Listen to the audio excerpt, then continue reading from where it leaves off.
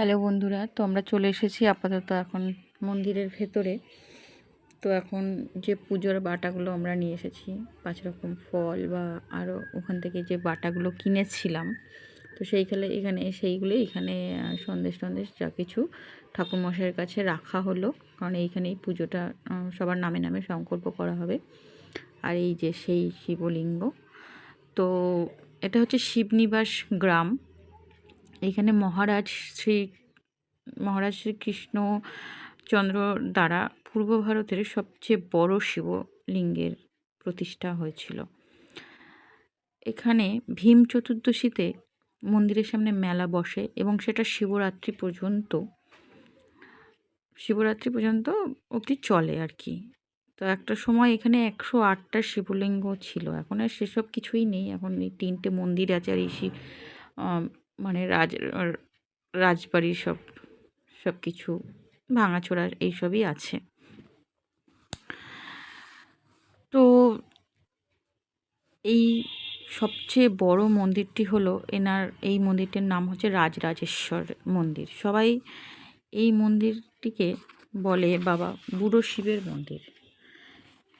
এইটি হচ্ছে 1754 সালে এই মন্দিরটি নির্মিত হয়। পূর্ব ভারতের সবচেয়ে বড় 9 ফুট উঁচু কষ্টি পাথরের শিবলিঙ্গ। প্রতিদিন পূজা করা হয়। বাবার মাথায় জল দেওয়ার জন্য সিঁড়িরও ব্যবস্থা করা আছে। তো আমরা সকলে মিলে ওই সিঁড়িতে উঠে প্রত্যেকেই, যারা আমরা গেছি বা আরও অনেকেই যায়, তো সেখানে বাবার মাথায় জল দেওয়ার জন্য সিঁড়ির ব্যবস্থা করা আছে। আর এই যে এখানে এখন পুজোর মানে ওই বাচ্চাটার নামে সংকল্প হচ্ছে, পুজো দেওয়া হচ্ছে। এই ঠাকুরমশাই পুজো দিয়ে দিচ্ছে, তো এই প্রসাদটাই বাচ্চাটাকে খাওয়ানো হবে।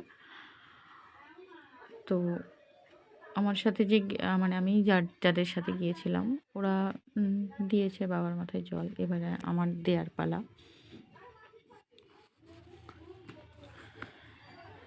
তো আমি বাড়ি থেকে সব কিছু নিয়েই গিয়েছিলাম। দুধ, গঙ্গা জলটা চন্দনের বই নিয়ে গেছিলো, সঙ্গীতা। দুধটা যেহেতু নিয়ে গেছিলো, ওই জন্য আমি আর দুধটা নিয়ে যাইনি। তো ওই দুধ, গঙ্গা জল সব কিছু নিয়ে গেছিলো। আমি বাবার জন্য একটা মালা গেঁথে নিয়ে গেছিলাম। আর বাড়ি থেকে যা ফুল আমার বাড়িতে ছিল বাবাকে দেওয়ার মতো সব কিছু গুছিয়ে, আমার বোনও নিয়ে গেছিলো বেলপাতা, দুব্বো সব কিছু। তো এবার 5 ফল নিয়ে গেছিলাম বাবাকে দেওয়ার জন্যে। তো ওই ফল সব বাবাকে বাবার মাথায় স্পর্শ করে তারপরে একটা একটা করে ওখানে দিয়ে দিলাম। দিয়ে আমি যে মালাটা গেঁথে নিয়ে গেছিলাম বা ফুল, বেলপাতা যা কিছু নিয়ে গেছিলাম সবই এক এক করে বাবার মাথায় দিয়ে দিলাম।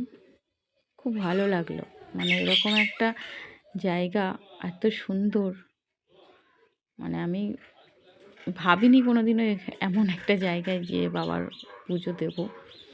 আমরা তো সকলে তারকেশ্বর, জলেশ্বর এই সবগুলো জানি। এই মন্দিরটার যে এত সুন্দর একটা জায়গায় প্রতিষ্ঠিত আছে বা এখানে এত আয়োজন হয় সব কিছু, মেলা টেলা। এই যে এই মালাটা আমি বাড়ি থেকে গেঁথে নিয়ে গেছিলাম। তো আমার বোন বলছিল অনেক বড় শিবলিঙ্গ। তা আমি ভাবলাম হয়তো কত উঁচু না, মানে কীভাবে যে পড়ানো হবে তা তো আমি জানতাম না। হয়তো আমি ভাবিও নি যে আমি পড়াতে পারবো। হয়তো ভেবেছিলাম ঠাকুরমশাই পড়িয়ে দেবে, তাই একটু বড় করে গেঁথে নিয়ে গেছিলাম। হয়তো ভেবেছিলাম কিছু দিয়ে পড়ানো হবে। তা দেখলাম না, আমি নিজেই পারলাম পরিয়ে দিতে। তারপর তো দেখলাম মালাটা এত বড়ই হয়েছে যে আমি ওটাকে ডবল করে পরিয়ে দিলাম। তো এই যে সিঁড়িটার ব্যবস্থা করা আছে, সেই সিঁড়িতে দাঁড়িয়েই আমরা পুজোটা দিচ্ছি বাবার। এই যে মানে ব্যবস্থাটা করেছে, এটা রাজার আমলেই করা, কৃষ্ণচন্দ্র রাজার আমল থেকেই করা। উনি ওনার প্রথম স্ত্রীর জন্য এই মন্দিরটি স্থাপিত করে। হ্যাঁ, তো খুব ভালো চিন্তাধারা, জিনিসটা খুব সুন্দর। যেহেতু বাবাকে এতটা উঁচু করে প্রতিষ্ঠিত করা হয়েছে কষ্টি পাথর দিয়ে, তো ওনার স্ত্রী যাতে এত সুন্দর করে ওখানে দাঁড়িয়ে পুজো করতে পারে, বা আরও গ্রামের লোকজন পুজো করতে পারে, সেই যে চিন্তা ভাবনাটা করে যে সিঁড়িগুলো সুন্দর করে করেছিল। খুব সুন্দর ব্যবস্থা, খুবই সুন্দর। মন দিয়ে ভক্তি দিয়ে বাবার কাছে পুজোটা দিলাম, খুব মন থেকে খুব ভালো, সত্যিই খুব ভালো লাগলো। তা আমার পুজো কমপ্লিট হয়ে গেছে, আর এবারে আমার বোন দেবে, আমার ছোটো বোন। সব কিছুই জোগাড় করাই আছে। আর পাশে ত্রিশূলটা ছিল, ওখানে একটু ফুল দিয়ে দিলাম। আর এবারে আমার বোন পুজো দেবে।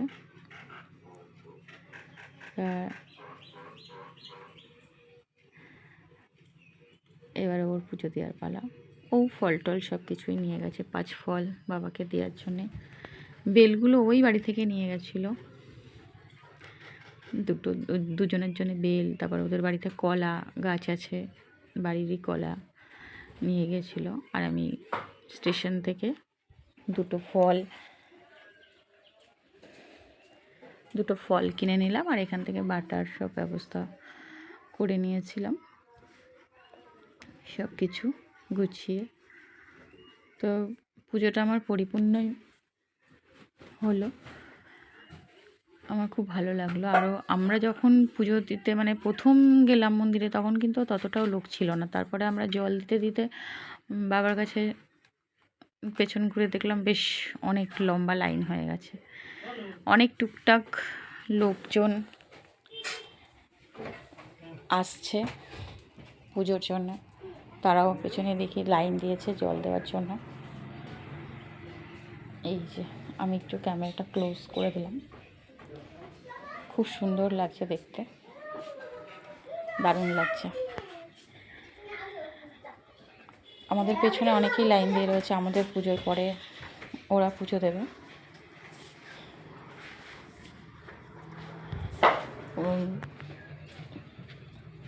তো আমাদের জল দেওয়া কমপ্লিট হয়ে গেল। তো আমি আবার ভাবলাম আমার ছেলেটাকে দিয়ে একটু জল দেওয়াই, ও তো কোনো জায়গায় এভাবে পুজো টুজো দেয় না।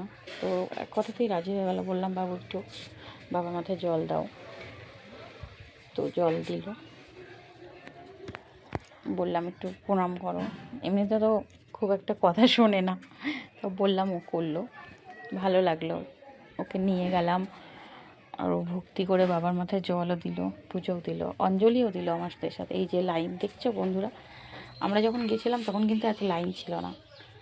আর পরেই আমরা আমাদের পুজো সারতে আমরা তো ভেবেছিলাম বেশ ফাঁকায় ফাঁকায় পুজো দিচ্ছি, ভালোই হচ্ছে। তারপর দেখি না, ঠাকুমশাই আবার তাড়া দিচ্ছে, তাড়াতাড়ি করুন তাড়াতাড়ি করুন। তো টাটা বন্ধুরা, আজকে ভিডিও এই পর্যন্তই। আর কালকে আবার একটা ভিডিও নিয়ে আসছি, সেটা হলো এই ভিডিওরই লাস্ট পার্ট। মানে একসাথে করলে তো ভিডিওটা অনেক লং হয়ে যাচ্ছে, তো ওর জন্য কেটে কেটে আমাকে ভিডিওটা কমপ্লিট করতে হচ্ছে। তো পাশে আর একটা মন্দির আছে, তো আমি সেই সম্বন্ধেও বলবো। এই দেখো, এটা একটা বিয়েবাড়ির আর কি, বিয়েবাড়ি বা অনুষ্ঠান, যে কোনো অনুষ্ঠানে ভাড়া দেওয়া হয়। তো সুন্দর করে বাড়িটা সাজিয়েছে, ওপরে ব্রিজগুলো সুন্দর লাগছে। আমি একটু পাশেই দাঁড়িয়ে একটু ক্যামেরা করে নিলাম। তো বন্ধুরা, পাশে থেকো, সাথে থেকো, আর আমার ভিডিও তোমরা এইভাবেই দেখো। আর অবশ্যই কমেন্ট করে জানিও আমার ভিডিও তোমাদের কেমন লাগে। আর প্লিজ